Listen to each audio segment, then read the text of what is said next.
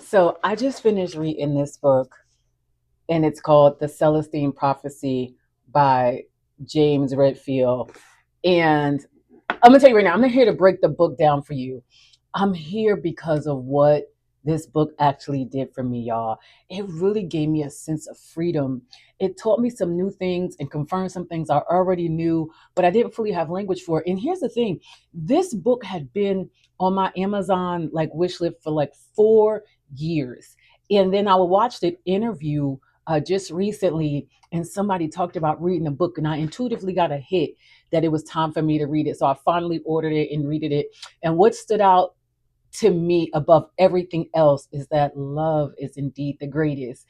And it's not in the way that it's like it just sounds good, but in a way that feels really real when you actually really sit with it.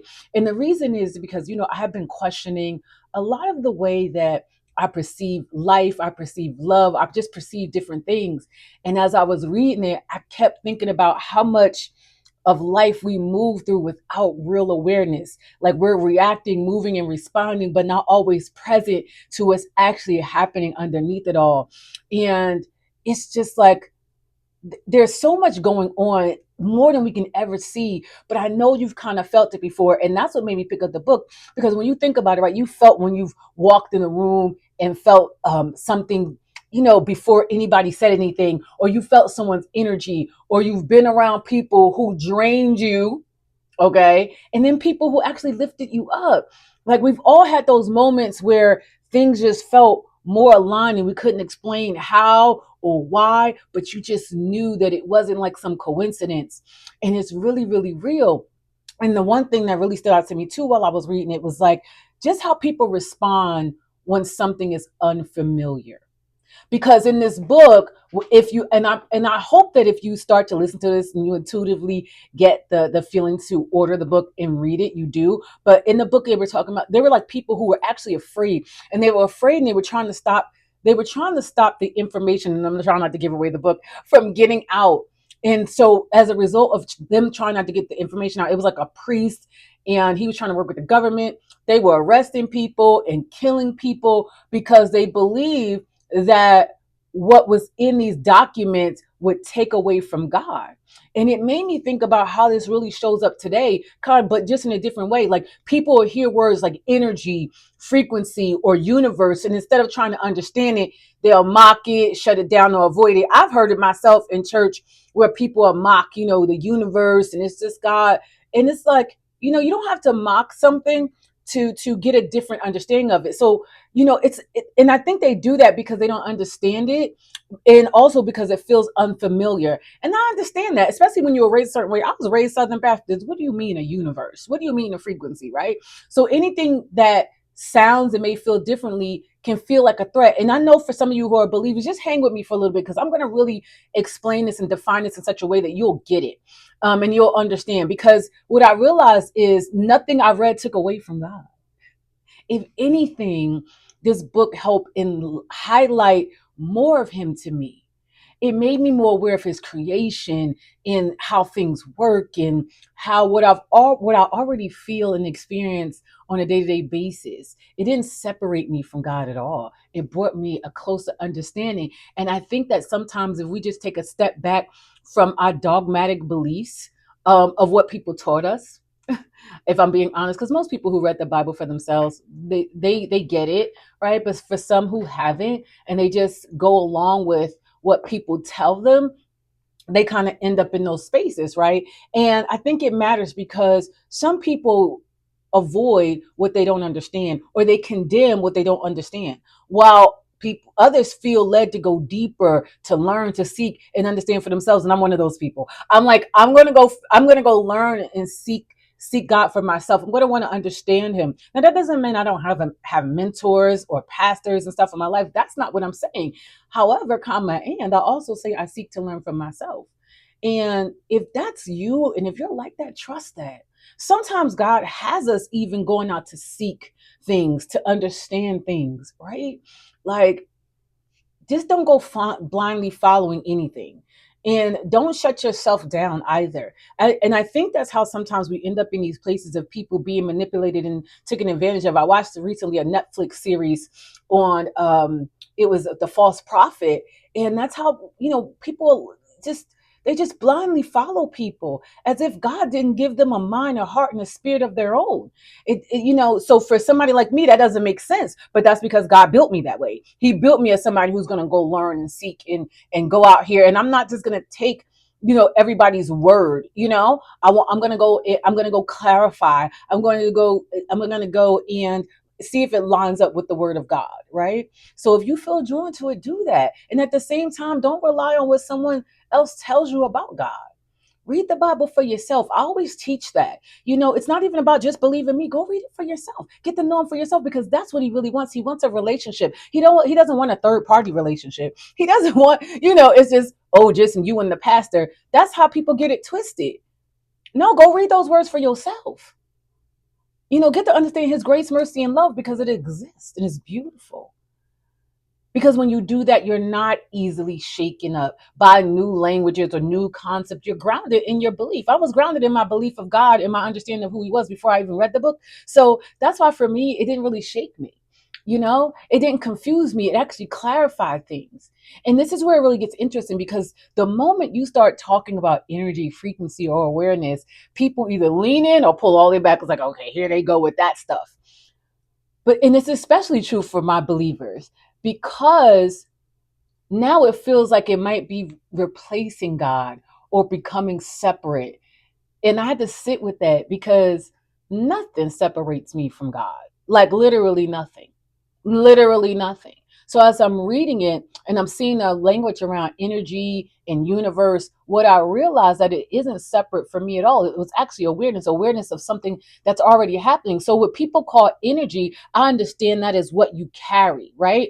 And what some people call frequency, I experience that as what people feel when they encounter you. Like, what is your frequency? What is it? What is the energy that you carry, right?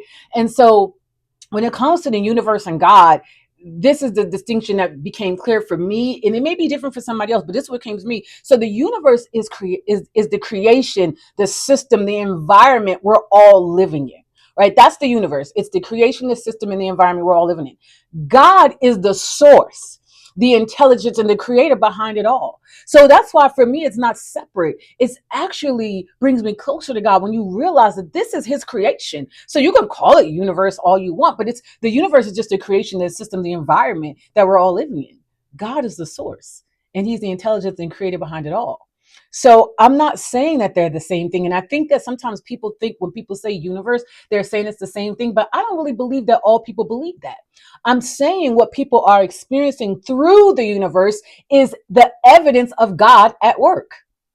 And what some people call the universe, I don't see as separate from God. I see it as something that points back to him, because he created it, the heavens and the earth, right? And so I looked at that, and everything really got simple, because at the center of all of it is love. And I know it's like, oh God, here she goes with her love stuff. And it really helped me understand my makeup, you know? And so what people are looking at, or what people are looking for in the universe, is actually God reaching back. And it just opened up so many things for me, and it opened up as to why I'm here, why my kids are my kids, why my parents are my parents, why I've had certain encounters with people throughout my life. And that's why you guys are always hear me talk about, I don't see things as either good or bad, because all of them have shaped something differently within me. And I started to even understand some of the encounters. Now, let me be very, very clear. I say this everywhere I go. I'm not talking about trauma, but what I will say about trauma is it is absolutely not our fault, the things that happened to us in our childhood. However, it's our responsibility to heal that which happened to us, So I want to be very, very clear on that. I'm not blaming anything or anyone. This is just about me, the enlightenment that came to me about some of the encounters that I had. And it just made me look at my life really differently, and realize that some of these instances were not coincidental at all, but it was something that after a while, it unfolded different meanings to me. Like I got why I had some of the partners I had. They came to trigger something in me that I couldn't have triggered in myself. So when people talk about healing and I'm healing and they're in isolation, I'm always kind of going, And the reason why I do that is because I did that to myself. I isolated myself for like 4 years. I didn't date, I didn't see anybody. I just worked on what I call my healing, and which was great. Don't get me wrong, you need that. However, what I learned is, how do you test whether you're fully healed or not? You have no clue until you come into another encounter with someone, start dating, start being in a relationship, start having friendships again, start going around communities, and then once things start to happen, you'll know whether you're healed or not. So every encounter is not just an encounter. It could be a message when you have the ears to hear, a mind that's curious, and an intuition that you trust. Because there's a knowing on the inside of you. It's a quiet voice that, here's the thing, it's really quiet. It's like it sits in your gut. It's always there, guiding you, nudging you, and trying to get your attention. But most people miss it because it's drowned out by fear. And fear is consistently taking over your life. So it's not that you don't have the answers, is that your fear is louder than the voice that's on the inside of you. That's why sometimes your life doesn't look or feel like the things that you desire or want. And it's because you trust outside voices more than you trust your own. And I understand that there's a reason for that. That happened to me too. Again, it can be confusing. We grow up with these parents and they're guiding us and they're giving us all the, what we should do and how we should do it. And so you never fully get to trust yourself. So now here you are as an adult trying to figure it out, and you're looking for someone else to give you the answers, but the answers are inside of you. But most people don't trust that. Most people don't trust what they feel. They don't trust it because they've been conditioned to believe that the answers to their life exist outside of them. That's why when you feel a love for somebody and you want to draw in closer, but you self-sabotage and push away because you don't trust that the love is real. You don't trust that you deserve it. You don't trust that you're worthy of it. And it's just simply not the truth. So you keep searching, asking, and looking for direction everywhere else while ignoring what's already in the inside of you. Because I'm telling you, your answers are within you. You don't have to chase people. You don't have to chase things. You just need to get still enough.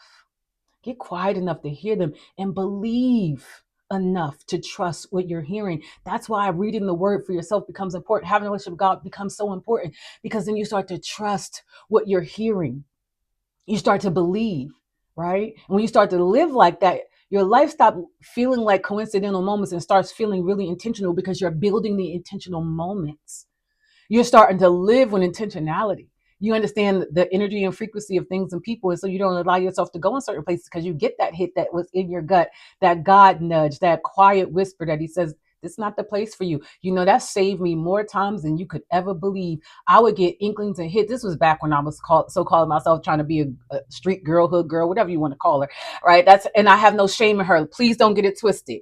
That girl saved my life. And I want somebody to hear that today, because we grow up and we think that we have to get rid of every single part of who we were, not realizing that some of that stuff was built in us because we needed that fight. But it's just a different way we fight now. It's a different way I fight now. So I'm not shaming that girl. Okay. She got me through some things, but I just remember being in certain places and getting a hit. I remember one night we were at a party. It was me, my sister, and I can't forget, my other girlfriend was with us. And I got an intuition that hit like, yo, it's time for us to leave. Do you know, I listened to that, and there was actually a shooting that took place in that same building. But because I listened to my intuition, I even knew back then to trust that, to like, yo, it's time to go. You got to know when it's time to go. And so it saved me. And so that's why I'm saying, like, you got to be able to trust that. And so you begin to see that nothing that you've gone through was wasted. And every experience has played a role in shaping who you are. And the thing is, not to let that trauma, though, run the rest of your life, not to let that fear run the rest of your life, not to let that trauma or that breakup run the rest of your life. See, because that's how you give your power away. You give it away to the last person that you were with. You feel shame and guilt and all these things. And now your life is tethered and attached to an old person, an old place, and an old thing. Meanwhile, God's trying to do something new. He's trying to give you something new, but you're so afraid. Your fear is louder even than the voice of God. So the real question becomes, what are you carrying? Because whether you realize it or not, we are all carrying something. Some people are carrying stress, pressure, control. So many people are carrying control. They won't make a move because they're afraid, because they don't know what's next. It's like, here's the thing, it's a control thing. You want to control. You want to control the outcome. How many people leave relationships because they want to control the outcome? I'm going to leave them before they leave me. Control the outcome. Meanwhile, that could have not even been your outcome. The outcome could have been that it could have been a very beautiful relationship. But because you're afraid, you let it go. And it shows up in every room you walk into. And then there are people who carry peace, presence, and love. I've met a few of them. My mentor, Evangelist Ryan, let me tell you, Evangelist Latrice Ryan, I love her. She carries such a presence with her. And you feel it immediately. They actually light up a room when they walk in. And that's real life without even saying a word. And so it made me realize that this isn't about learning more information. It's about becoming aware of what you're bringing into every space, every conversation, every relationship. And I realized I'm different for different people. I know, like, I'll tell you right now, even this morning, oh my God, I was upset, mad. Mad is HE double hockey sticks because my Lex moved back in. That's one of my kids moved back in, and they have a dog. And I don't want pets. I always say I don't even want a goldfish. And this dog went to the bathroom in my house. Now, anybody who knows me knows I am a clean freak. I love my house clean. I pay somebody to clean my house. Because I believe that in the environment shapes you. And so a part of my piece is having a clean environment. Cluttered home equals a cluttered mind to me. And so I lost my ish. Do you hear me? So I have to be aware of what energy I'm bringing in her space. And when I'm coming in that room, I'm bringing hot energy. Okay. So it's about becoming aware. In every space you can be different. Like, I'm different moms. Like, each one of my children will tell you they experience a different part of me. Why? Because they're different personalities. But are you aware of what you're bringing in every space, every conversation, every relationship? I am aware of that because people don't hear you, they feel you. And so if you're the person that people kind of get away from, there's a reason why. There's a reason why. If you're the person that people always come and open up to, there's a reason why. You hear the tone in my voice. There's a reason why. There's a reason why. Right? Because it's what they feel. They feel. So you can say all the right things and still leave people feeling empty, because what you carry, that frequency, that energy that you carry, is louder than what you say. So you can come in like, oh, I'm so peace and I'm so love. But people will be like, okay, you're avoiding.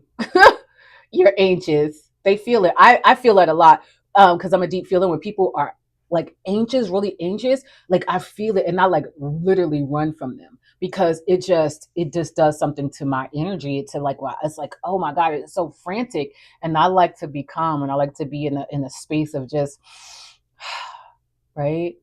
So if you slow down and ask yourself, not what you're saying, but how are you showing up? What do people actually feel? How do they experience you?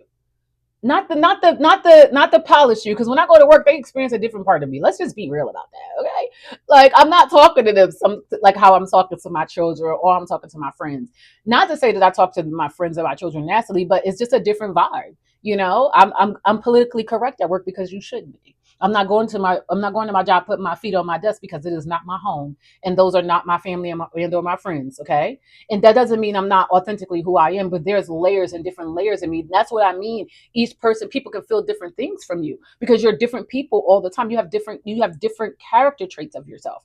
And so it's important just to be aware of all of them and how you shift the room. I'm never phony, never fake. One thing for certain, two things for sure. Everybody gets the real me. It's just that some people don't get the in-depth part of me, right? And so I really want you to sit like if you're honest about your answer, you'll also know what needs to shift. Where does your energy need to shift? How do you show up? How can you show up differently? And most people, it's like they want growth, right? But they're avoiding the honesty that it takes to grow. In the honesty of really facing yourself. Why are you doing the things that you're doing? Why are you pushing people away? Is it about the people? Is it about somebody in your past? What is it that you need to forgive and let go so that you can move forward with friendships, in your business, in love, all of it's energy, all of it's a frequency, all of it is what energy and frequency going on. And I've learned that the closer that I got to God, the more I've been in the love, the energy of, I'll call it God's frequency, and it's the highest form, and it's love, and it's like an eagle's view of everything. And so things on the ground, they just don't bother you. And I used to always wonder for myself, like, why is it I could forgive things easily, or just kind of walk away and be like, okay, I didn't like that about myself, because I felt like maybe I should punish people. Maybe I should, be petty and get back at people. And then I was like, oh, he built me this way for a reason. And I didn't realize all my life he built me that way, because one day I was going to be standing up in front of people and speaking life into people, and helping people to grow and coaching people. I had no idea that's the trajectory that my life was on. And that's what I mean. When you start to follow those hits, and that's what the book was talking about. When you start to follow those intuitive hits, it'll lead you to the next place, and the next place, and the next place. And then slowly but surely, you'll start to see why you were here. What is it that you're here to do? But you got to listen to yourself. And sometimes it takes for you to get into environments to help bring that out outside of you. And that's why I coach, because I want a woman to tap into her insides and really open up what's in there, because that's what my coaches and my mentors and my therapists did for me. It helped me to look deeper inside of me, not some outside entity or some outside person or some outside source. It was all about, let me tell you something, the right therapist and the right coach will not dictate what you should do. They will open you up to what's already inside of you, so that you can do the things that you are meant to do so beautifully in this world, because the world is literally waiting for you. And I know people say it and they don't believe it, but I promise you it's the truth. And this is why I read books, and this is why I open myself up to coaches and mentors, because it's not about them. It's about opening up the next level of me, the woman that I've decided I'm become. The woman that sits in front of you today, I built her. I built her brick by brick, tier by tier. I built her. And this was how, you know? So for me, this was just freedom. This book was it was so freeing, because it showed me what I've always felt and believed about God. And love is real. The love of God is real. His grace, his mercy, and his love is so real. Above all things is love. And I love that. Okay. It just gave me language for what I was feeling. It helped me to see more clearly into my life. And that's what I want for people. I want you to see more clearly in your life. That's why I always talk about having that relationship with God. Talk about opening up your Bible, reading it for yourself, read his words, take it in. I can do all things through Christ who strengthens me. You can. You absolutely can do anything. Look at me. Here I am in less than a week. So it'll be a week, April 30th. I'm having my very first retreat. This was just a thought and a prayer last year. But here I am. I put it together, and people are showing up. And it's because I show up even when I don't feel like it. Today I didn't feel like it. I wasn't feeling good. Sinuses is getting me. I told you about this daggone dog in my house, and I don't even want a goldfish. Okay. But I still showed up. And the reason being is because I know that what God has given me to give to the people is greater than any emotion and any feeling. So it showed me what you carry matters. What energy you carry matters. What frequency you on matters. Your relationship with God, your God, matters.